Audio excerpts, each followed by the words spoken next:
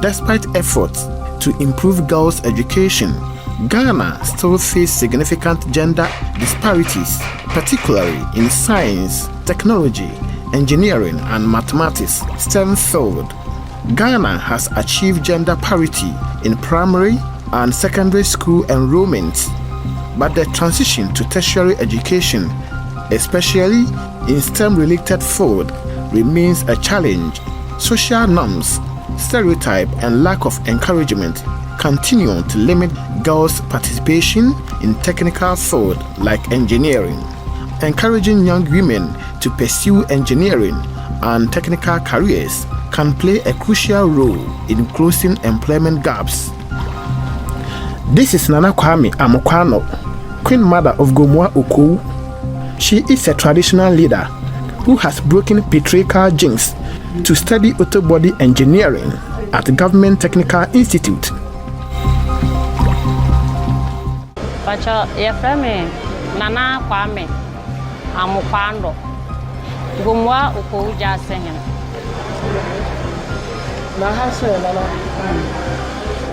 Yes, Eshamin Kwande. I am more Mimunde, a Jumano, Memman away.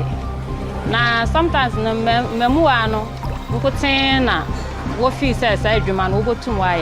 Nana Minimi them, Masubu to my. Timituana Misso, Damiza, Mamsumam Quachai, Nami shed the Mutu Maibia, Intimanam Damazabai. Bame by so, Mahunde.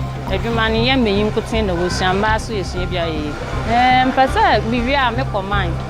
Now, Mikosian, mine. Now, Mikosian, you more. Adams Ramatu also studied mechanical engineering.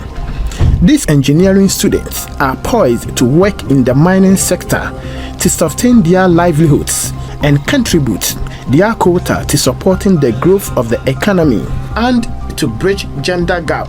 My course that I'm offering is auto engineering. Then I'm having a lot of interest in this course because when I completed GHS, I was having more interested in like cars.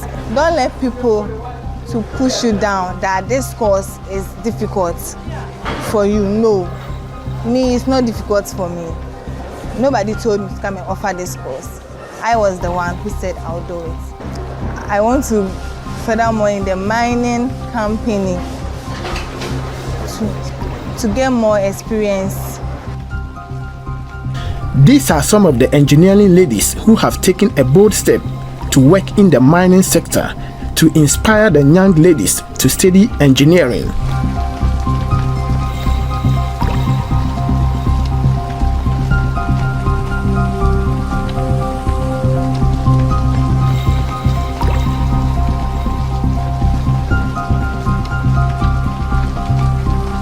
I think going forward, government scholarships should be awarded to people who are taking courses in areas that we have limited supply of expertise